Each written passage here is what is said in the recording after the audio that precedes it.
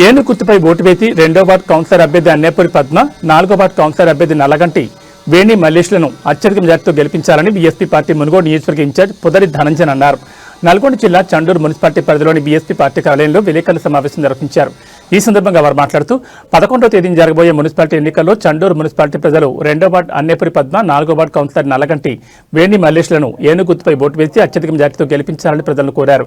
ఈ కార్యక్రమంలో 4వ వార్డు కౌన్సిలర్ అభ్యర్థి నల్లగంటి వేణి మల్లేష్, సీనియర్ నాయకులు అన్నేపక్క శంకర్, నాయకులు సిద్ధు తదితరులు పాల్గొన్నారు.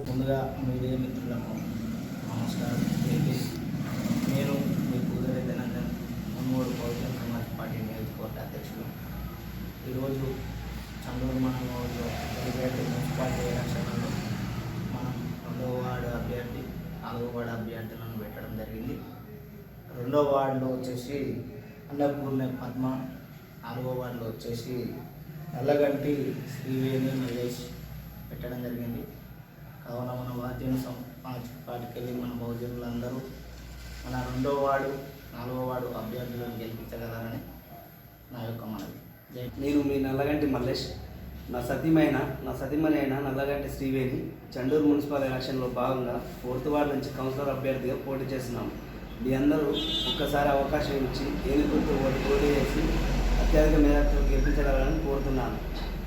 మన అంగడిపేటలో వచ్చేసి బీఆర్ఎస్ మరియు సిపిఐ పార్టీ పోటీ చేస్తున్నది. అందులో భాగంగా నన్ను గెలిపించినచో మీరు మీ అందరికీ ఉచితంగా వైద్య సేవలు అందిస్తాను.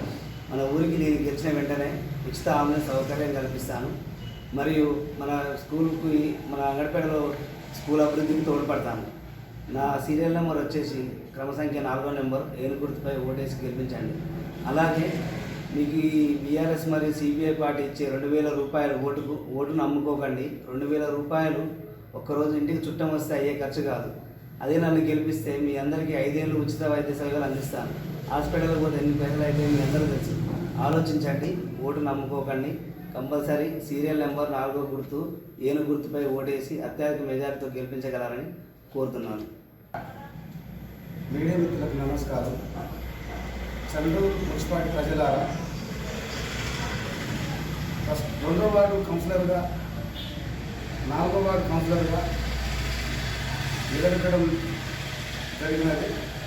11వ తారీఖు నాడు ఓట్లు జరగడం, ఏను గుర్తుపై ఓటేసి అధిక మెజార్టీతో గెలిపించగలరని, ఏను గుర్తుపై ఓటేసి మెజార్టీతో గెలిపించగలని నాకు మనవి. జై భీమ్, జై బీఎస్పీ.